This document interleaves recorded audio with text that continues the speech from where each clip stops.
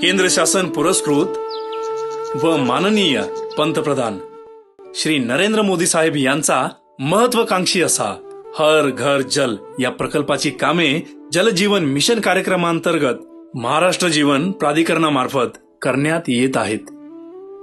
त्यापैकीच एक म्हणजे मौजेपाल गावासाठीची नळ पाणी पुरवठा योजना राबवण्यात आली आहे.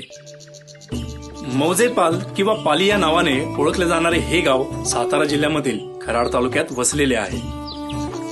हे गाव महाराष्ट्राचे आराध्य दैवत अशा श्री खंडोबा मंदिरासाठी ओळखले जाते.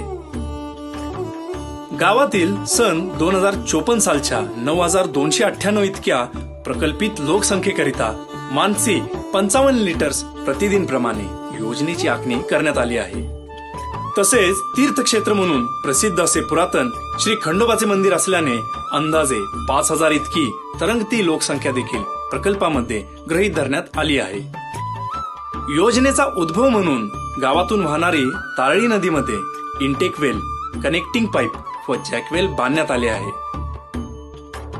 तसेच पाणी शुद्ध करण्यासाठी 1 दशलक्ष लिटर प्रतिदिवस क्षमता असलेल्या जलशुद्धीकरण केंद्र उभारण्यात आले आहे.